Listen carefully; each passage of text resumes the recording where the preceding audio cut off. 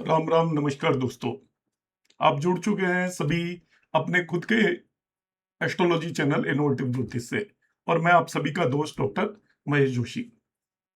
भावार्थ रत्ना करके ऐसे सूत्रों की सीरीज हमारी चल रही है जिनके बगैर फलित ज्योतिष संभव ही नहीं है। तो इन सूत्रों के बारे में मैं अर्लियर 2 वीडियोस आपको अपलोड कर चुका हूं, आपने देख लिए होंगे। नहीं देखे हैं तो उन्हें जरूर देख लें। आज हम बात करने वाले हैं 5 और सूत्रों की। 5 सूत्रों की श्रृंखला में हम इसमें आगे बढ़ते चले जाएंगे। तो आज के जो सूत्र हैं और सबसे इंपॉर्टेंट सूत्र आने वाले हैं आज की क्लास के अंदर। सबसे पहले हम नियम नंबर 11 और सूत्र नंबर 11 की बात करेंगे। नियम नंबर 11 क्या कहता है? जब दो से अधिक ग्रह आपस में संबंधित हो तो उनमें से कोई एक ग्रह अपनी दशा और भुक्ति में उन सभी ग्रहों के गुणों को प्रबल रूप से व्यक्त करता है जो उससे संबंधित हैं और उसे प्रभावित कर रहे हैं। इसको समझने की जरूरत है। देखिए, कंजंक्शन और युति के केस में आपने सुना होगा और ऐसा बहुत सारे लोग मानते हैं कि जब दो प्लेनेट कंजक्टेड या युति में होते हैं तो वो एक दूसरे की दशा में एक दूसरे के रिजल्ट देते हैं। अब जब हम इस चीज को एज इट इज मान लेते हैं तो हम बहुत बड़ी गलती करते हैं और अधिकतर लोग ये गलती करते हैं। इस नियम को थोड़ा सा समझने की जरूरत है। इस नियम को समझने के लिए मैं इस सेंटेंस को फिर से एक बार रिपीट करूंगा, आप ध्यान से सुनिएगा। यह नियम क्या कहता है? जब दो से अधिक ग्रह आपस में संबंधित हो, संबंधित होने के कई तरीके होते हैं ग्रहों के, ये ध्यान रखना है। संबंधित ग्रह हो सकते हैं वो एक दूसरे से राशि परिवर्तित कर रहे हो तभी भी ग्रह संबंधित होते हैं। सबसे पहले एक दूसरे पर म्यूचुअल एस्पेक्ट हो, दोनों एक दूसरे को देख रहे हैं तभी भी संबंधित होते हैं। एक होता है क्षेत्र दृष्टि संबंध, एक ग्रह एक राशि में बैठा है और उसका स्वामी उसे देख ले तो भी वो संबंधित होंगे। और इसके बाद आपका संबंध आता है कंजंक्शन का, युति का। तो ये संबंधित होने का मतलब केवल युति से नहीं है, पहली चीज ये ध्यान रखिएगा। तो जब दो से अधिक ग्रह आपस में संबंधित हो तो उनमें से कोई एक ग्रह अपनी दशा भुक्ति में उन सभी ग्रहों के गुणों को प्रबल रूप से व्यक्त करता है जो उससे संबंधित है और उसे प्रभावित करता है। इसका मतलब उनमें से जो ग्रह संबंधित है, एक पर्टिकुलर ग्रह जिनसे भी वो संबंधित है उसके सभी गुणों को व्यक्त करेगा। अब यहां पर गुण में लॉर्डशिप नहीं आती है, ध्यान रखिएगा। हम लॉर्डशिप लेकर दशाओं का इंटरप्रिटेशन गलत करने की कोशिश करते हैं। गुण ग्रहों के गुण होते हैं। सूर्य आपका वीनस है, शुक्र का गुण है, वो आपको सुख सुविधाएं देगा, पत्नी देगा, ये उसका गुण है नेचुरल। जुपिटर है आपका मान सम्मान देगा, वृद्धि देगा, ये उसका गुण है। तो जुपिटर जिस भी चीज से जाकर जुड़ जाएगा उसके सिग्निफिकेशंस में एनहांसमेंट करेगा, उनको बढ़ाने की कोशिश करेगा। शुक्र जिससे भी जाकर जुड़ेगा वहां पर वो आपका सुख सुविधाएं लेकर आने की कोशिश करेगा। जरा इसको नियम को हम समझने की और कोशिश करते हैं। देखिए, नियम नंबर 11 है कई ग्रहों का संबंध। तो पहला वर्ड संबंध याद रखिएगा, ये युति के लिए नियम नहीं है। बहुत सारे लोग केवल इसको युति के लिए मानते हैं, ये किसी भी तरीके के संबंध के लिए। एक ग्रह सबका फल देता है। अब सबके फल में इंटरप्रेट करिए, लॉर्डशिप के फल नहीं देता, वो उनके सिग्निफिकेशंस के फल देता है। इस चीज को क्लियर कर लीजिए माइंड के अंदर। इसको जनरली हम गलत तरीके से इंटरप्रेट करते हैं। हम कहते हैं कि दो ग्रहों की युति होगी तो युति होने का मतलब, देखिए एक्सचेंज है तो वो एक दूसरे की लॉर्डशिप के भी रिजल्ट दे सकते हैं, ध्यान रखिएगा। मगर बाकी केसेस में वो एक दूसरे से जब संबंधित होते हैं तो एक दूसरे के गुणों को एक दूसरे में धारण कर लेते हैं और गुणों को धारण करके जिससे भी वो युति में उसके गुणों के हिसाब से अपने रिजल्ट को मॉडिफाई करते हैं। यहां पर मैं समझाने की कोशिश करता हूं, multiple connected planet one deliver combined result in its दशा। अब ये कंबाइंड रिजल्ट का मतलब क्या है? यदि आपकी कुंडली में बुध शुक्र और शनि आपस में संबंधित है, तीन ग्रह आपस में संबंधित हो गए, बुध हो गया, शुक्र हो गया, शनि हो गया, तो किस तरीके से इंटरप्रेट करेंगे? इररेस्पेक्टिव ऑफ देयर लॉर्डशिप, किन्हीं भी भावों के वो लॉर्ड है, इससे कोई लेना देना नहीं है। अब इसमें से बुध की दशा आ गई तो बुध शुक्र और शनि के भी परिणाम देगा। मगर कौन से परिणाम देगा? देखिए, बुध बुद्धि का कारक है, शुक्र आपका संबंध और सुख का कारक है और शनि आपका कर्म और संघर्ष का कारक है। तो इस व्यक्ति को तीनों के मिश्रित परिणाम मिलेंगे। परिणाम लॉर्डशिप के नहीं मिल रहे हैं। ये चीज मैं फिर से पिन पॉइंट कर रहा हूं, बार बार जो एक मिस इंटरप्रिटेशन है उसको मैं यहां पर क्लैरिफाई करने की कोशिश कर रहा हूं। परिणाम क्या मिल रहे हैं? बुद्ध बुद्धि का कारक है, उसका लॉर्डशिप से कोई लेना देना नहीं है। शुक्र संबंध और सुख का कारक है, लॉर्डशिप से कोई लेना देना नहीं है। शनि कर्म और संघर्ष का कारक है। यदि इन तीनों की युति हो जाएगी तो बुध की दशा के अंदर नौकरी और रिश्ते में देरी होगी और मेहनत से आपको ये सारी चीजें मिलेंगी, क्योंकि तीनों मिक्स हो गए। देखिए यहां पर बुध बुद्धि का कारक है और शनि आपका नौकरी का कारक है। साथ में ये संघर्ष को भी रिप्रेजेंट करता है, मेहनत को भी रिप्रेजेंट करता है। बुध बुध की दशा में आपको नौकरी मिल सकती है, रिश्ते में देरी होगी, आपको हार्ड वर्क करना पड़ेगा, क्योंकि सैटर्न का यहाँ पर इन्वॉल्वमेंट हो गया। सैटर्न का इन्वॉल्वमेंट होने की वजह से आपको देखिए, पर बुद्धि को आप इस्तेमाल करोगे, अपने दिमाग को इस्तेमाल करोगे, उसकी वजह से आपके संबंध तो बनेंगे, क्योंकि शुक्र संबंध का कारक भी है। मगर वहां पर सैटर्न आ गया तो शनि देरी का कारक है, हार्ड वर्क का कारक है, परिश्रम का कारक है। तो आपको संघर्ष करना करोगे तभी आपके रिश्ते बनेंगे। आपकी नौकरी भी लगेगी मगर उसके अंदर डिले होने की पूरी पूरी संभावना होगी। तो उनके नेचुरल सिग्निफिकेशंस को मिक्स करके हम फलित कहेंगे, डायरेक्टली नहीं कह देंगे फलित। यदि एक से ज्यादा ग्रह आपके युति में बन रहे हैं तो आप इस तरीके से मानकर चलोगे। जो बीएनएन के जो स्टूडेंट हैं वो इसको ज्यादा बेटर वे में समझ सकते हैं। भृगुनंदी नाड़ी के अंदर हम प्लेनेट के सिग्निफिकेशंस को एक दूसरे से मिलाते हैं। ये यहाँ पर ये वैदिक एस्ट्रोलॉजी में भावार्थ रत्नाकर में वही भृगुनंदी नाड़ी के कंसेप्ट को एक्सप्लेन किया हुआ है कि जब भी दो ग्रहों के बीच में संबंध हो जाता है तो वो एक दूसरे के गुण धर्मों को एक दूसरे के अंदर मिक्स करके आपको रिजल्ट देंगे। अगले नियम पर आ जाते हैं और ये बहुत ही इंपॉर्टेंट नियम है जिसे हम अक्सर भूल जाते हैं, यूज करना भूल जाते हैं। ठीक है, अब ये नियम क्या है? देखिए शास्त्रों के बेस पर एज इट इज जो भी शास्त्रों ने दिया है उसकी मैं बात कर रहा हूं, मेरा इसका अपना कोई इंटरप्रिटेशन नहीं है। नियम नंबर 12, तो नियम नंबर 12 की बात कर लेते हैं। रूल नंबर 12, यदि कोई ग्रह किसी विशेष लग्न के लिए योग कारक हो परंतु दिक्बल से रहित हो तो वह अपने श्रेष्ठ फल नहीं देता।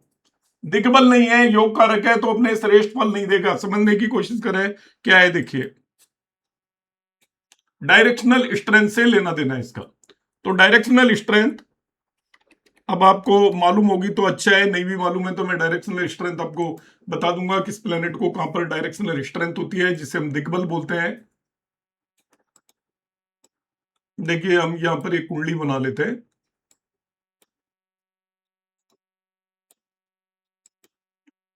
बीच में अभी टाइम है तो मैं आपको वही एक सूचना फिर से दे देता हूं। बहुत सारी इंक्वायरीज आती हैं, आपको यदि एस्ट्रोलॉजी करनी है आसानी से घर बैठकर करनी है, किसी टाइम में नहीं फंसना है, आपको जब समय मिले उस हिसाब से करनी है, तो आप हमारे यहाँ पर रिकॉर्डेड कोर्स ले सकते हो। हमारे रिकॉर्डेड कोर्सेज पूरे कंप्लीट कॉम्प्रिहेंसिव कोर्सेज हैं, पूरी डिटेल में कोर्सेज हैं जिनमें आप अपने आप में सारी चीजें समझ सकते हो। वो हमारी जो लाइव क्लासेज होती हैं उससे रिलेटेड कोर्सेज हैं। अब लाइव क्लासेस से रिलेटेड कोर्सेज हैं यहाँ पर, तो आप ये मानकर चलिए कि उन क्लासेस के अंदर आपको सभी प्रश्नों की क्वेरीज, आपको आंसर अपना आप मिल जाएंगे। आपको कोर्स देखने में ऐसा लगेगा जैसे कि आप लाइव कोर्स कर रहे हैं, आपके सारे डाउट ऑटोमेटिकली क्लियर हो जाते हैं। उन्हें आप यदि परचेज करना चाहते हो तो हमारे नंबर 9013798899 पर आप कांटेक्ट कर सकते हो। साथ ही साथ हमारा लाइव कोर्सेज भी बहुत सारे चल रहे होते हैं हमारे यहाँ पर। तो अभी कई सारे कोर्सेज चल रहे हैं, मगर अब फ्यूचर में, अभी रिसेंट फ्यूचर में आपका शुरू होने वाला है रेमेडीज का कोर्स, जो कि 7 मई से है और उसके अंदर मैक्सिमम सीटें ऑलरेडी भर चुकी हैं, मगर कुछ एक सीटें हैं। यदि आप लोग यदि जल्दी से कांटेक्ट करेंगे तो हम कुछ एक लोगों को अभी और एडजस्ट कर पाएंगे। तो आप यदि ज्वाइन करना चाहते हैं तो आप जल्दी से ज्वाइन कर लें। हमारे नंबर 9013798899 पर आप व्हाट्सएप SMS करें, कॉल ना करें, हो सकता है कॉल ना उठाई जाए, तो आपको बाकी डिटेल हम वहां पर प्रोवाइड कर देंगे। तो चलो मैंने ये अपने कोर्सेज के बारे में भी बता दिया। अब ये मैंने कुंडली क्रिएट कर लिया, इंटेंशनली एक कुंडली क्रिएट की हुई है। इस कुंडली को यदि आप ध्यान से देखेंगे तो ये आपकी लिब्रा लग्न या तुला लग्न की कुंडली है और इसके अंदर आपका योग कारक ग्रह हो गया सैटर्न। कोई भी प्लेनेट जो एक साथ केंद्र और त्रिकोण का स्वामी होता है तो वो योग कारक हो जाता है। इस कुंडली के लिए शनि योग कारक है। अब देखिए किस ग्रह को कहां पर दिग्बल होता है वो मैं यहां पर आपको बता देता हूं। मार्स और सन को दिग्बल होता है आपके 10th हाउस में। मार्स दिग्बली होता है और सन दिग्बली होता है आपका 10th हाउस में। सैटर्न को दिग्बल होता है आपके 7वें भाव के अंदर। सैटर्न को दिग्बल होता है 7वें भाव के अंदर, मून और वीनस को दिग्बल होता है 4थे भाव में, और जुपिटर और आपके मरकरी को दिग्बल होता है लग्न में। 7 ग्रह हो गए आपके, ये यहां पर दिग्बली होते हैं। एक दूसरा नियम भी आप याद रखिएगा, जुपिटर मरकरी लग्न में, ये आप सभी को याद होना चाहिए, सभी को पता होना चाहिए दिग्बल का यूटिलाइजेशन।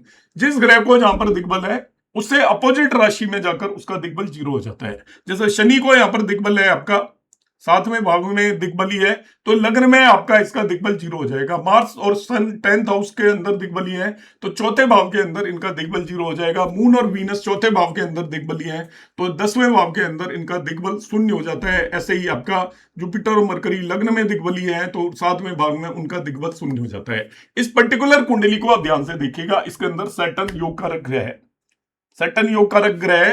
अब यदि सैटर्न इस कुंडली में, बाय द वे तो मैंने दिग्बल के लिए आपकी लग्न में आकर बैठ जाता है शनि, देखिए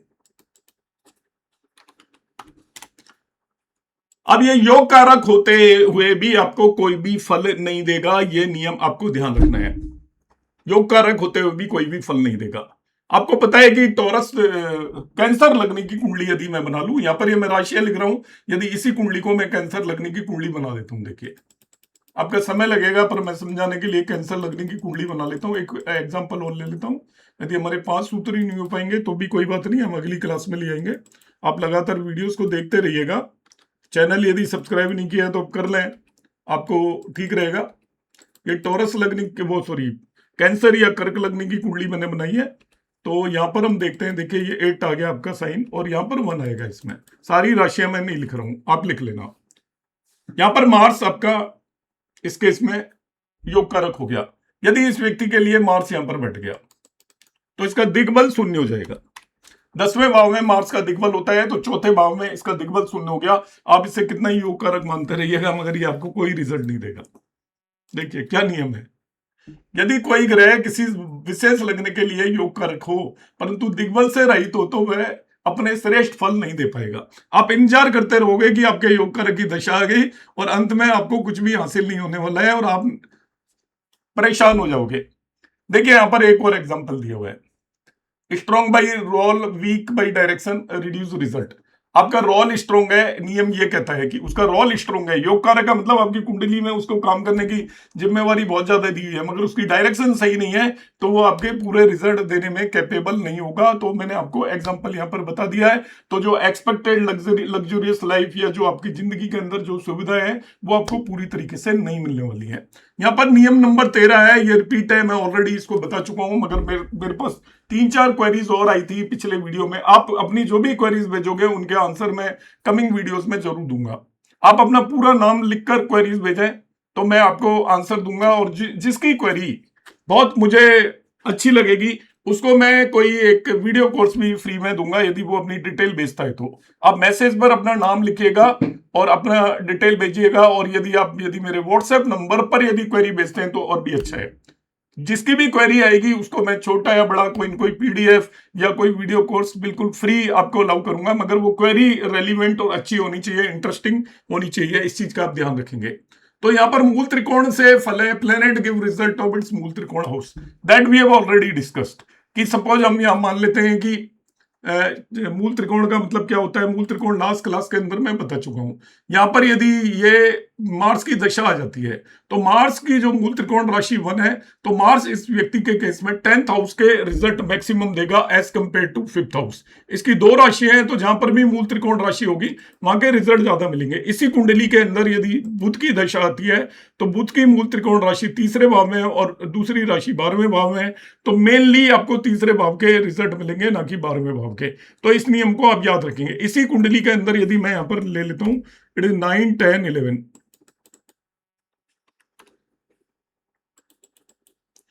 अब यहां पर इस सैटर्न की मूल त्रिकोण राशि 8वें भाव में चलेगी और एक दूसरी राशि 7वें भाव में। आप इंतजार करते रह जाएंगे, 7वें भाव के बहुत कम रिजल्ट मिलेंगे, मगर सडननेस और ऐसे रिजल्ट आपको 8वें भाव के मिलेंगे जब भी सैटर्न की दशा आएगी। तो इस तरीके से इसे आप ध्यान रखोगे।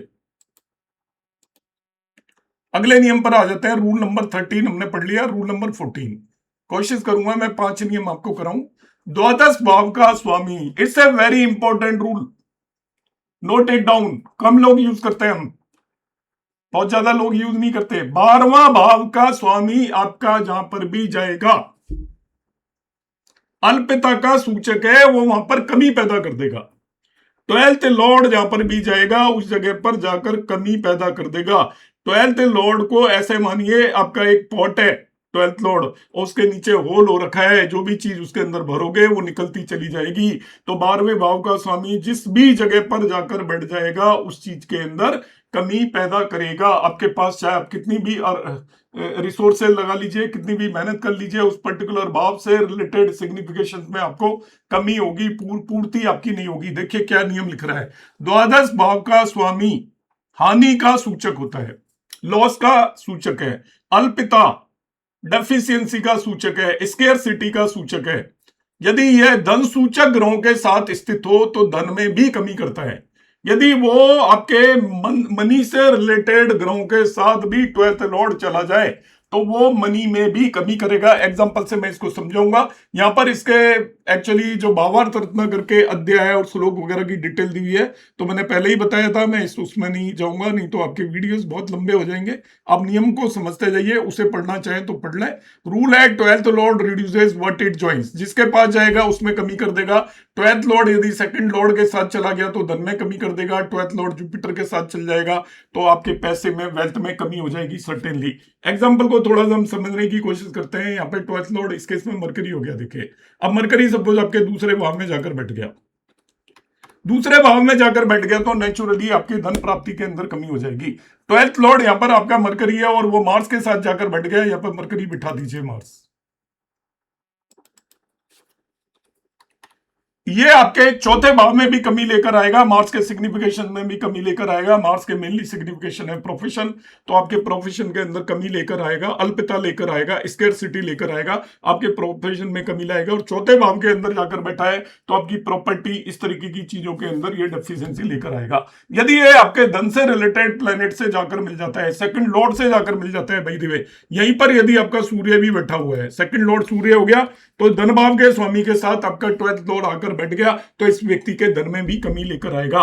तो द्वादश से जहां पर भी जाएगा उस जगह को एक तरीके से खोखला करेगा। आप ये ध्यान रखिएगा, जिसके साथ जाएगा उसे भी खोखला करेगा, जिस भाव में जाएगा उस भाव में एक तरीके से उसके सिग्निफिकेशन में कमी होती जाएगी। जैसे पानी एक नल से टपकता है तो पूरे टैंक को खाली कर देता है, इसी तरीके से द्वादश 12th लॉर्ड जिस भाव में जाएगा उसको खाली करेगा, उसके अंदर अल्पता लेकर आएगा। और जिस प्लेनेट के साथ जाकर बैठेगा, जिस लॉर्ड के साथ जाकर बैठेगा, यदि धन भाव के स्वामियों के साथ जाकर बैठ जाता है तो आप धन कितना भी कमा लेंगे, आपका बचेगा नहीं, कहीं कहीं फंस जाएगा, एक्सपेंसेस एक्स्ट्रा ऑर्डिनरी होंगे, आप गलत जगह पर इन्वेस्ट कर देंगे, इस तरीके की होगी। क्योंकि वो धन आपके पास आने नहीं देगा, चाहे आप कमा लें मगर बचने नहीं देगा, तो अल्पता लेकर आया। कमाना धन आपके 10th हाउस का काम है, आप प्रोफेशन करोगे तो पैसा आ जाएगा मगर बचेगा नहीं यदि 12th लॉर्ड यदि आपके धनेश के साथ जाकर बैठा हुआ है। इस नियम को हम इस तरीके से यूटिलाइज करेंगे। अब अगले नियम पर आ जाते हैं हम। 14 नियम हम पढ़ चुके हैं। दो ग्रह यदि समान शुभ गुणों वाले हों और आपस में संबंध न भी रखते हो, फिर भी यदि वो अपने अपने भावों में स्वग्रही होकर शक्तिशाली हों तो शुभ फल प्रदान करते हैं।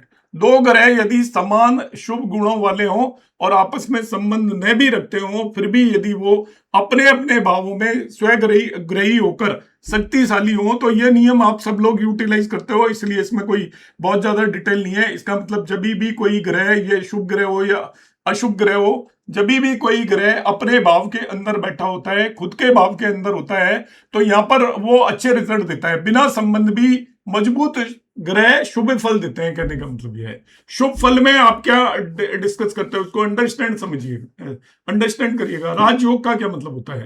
राजयोग का मतलब होता है कि जब आपके केंद्र और त्रिकोण के स्वामी आपस में एक साथ मिलते हैं तब तो वो राजयोग कारक बनते हैं। दो ग्रहों के मिलने से आपके जो रिजल्ट मिलने की इंटेंसिटी कई गुना बढ़ जाती है। दोनों एक दूसरे को असिस्ट करते हैं, दोनों एक दूसरे के सिग्निफिकेशन को लेकर आपको रिजल्ट देते हैं, इसलिए उसको राजयोग बोलते हैं। तो हम क्या करते हैं, जनरली आपके योग होते हैं, कई तरीके से योग होते हैं। एक तो प्लेनेट के पर्टिकुलर राशि में, पर्टिकुलर भाव में बैठने से राजयोग बनते हैं, योग बनते हैं। मगर राजयोग तभी बनते हैं जब एक से ज्यादा प्लेनेट आपस में कंजक्टेड हो। तो जब प्लेनेट एक से ज्यादा कंजक्टेड होते हैं तब तो वो अच्छे फल देने में कैपेबल होते हैं। यह नियम यह कहता है कि वो जरूरी नहीं है कि आपके योग बना रहे हो, यदि प्लेनेट यदि अच्छे अकेला प्लेनेट भी यदि वेल प्लेस्ड है और वो यदि शुभ ग्रह है तो वो आपको शुभ रिजल्ट देने की भी कैपेबिलिटी रखता है। यहां पर देखिए क्या है, बिना संबंध भी मजबूत ग्रह शुभ फल देते हैं। Strong independent planet still give good result. यहां पर उदाहरण के लिए ले लेते हैं, गुरु नाइन्थ में स्वग्रही हो गया आपका, नाइन्थ लॉर्ड होकर जो आपका एरीज लगने की कुंडली है, नाइन्थ हाउस के अंदर गुरु बैठ जाता है। और इसी तरीके से यदि शुक्र चौथे भाव में सहग्रही हो जाए, भले ही दोनों का संबंध नहीं है, फिर भी गुरु भाग्य और शुक्र आपको सुख देगा, पर्सन फॉर्चुनेट और कंफर्टेबल लाइफ जिएगा। थोड़ा सा इसको हम समझने की कोशिश करते हैं, इसका मतलब क्या है एक्चुअली, इस नियम का मीनिंग क्या है, उसको हम थोड़ा सा यहाँ पर अंडरस्टैंड करेंगे। देखिए, थोड़ा सा सिंपल रूल नहीं है, इसको समझने की हमें जरूरत पड़ेगी। स्वग्रही होना ग्रहों को जरूरी होता है। देखिए, ये यहां पर हम मान लेते हैं आपका एरीज लगने की कुंडली ले लेते हैं, और भी लगने की कुंडलियां ले सकते हो आप।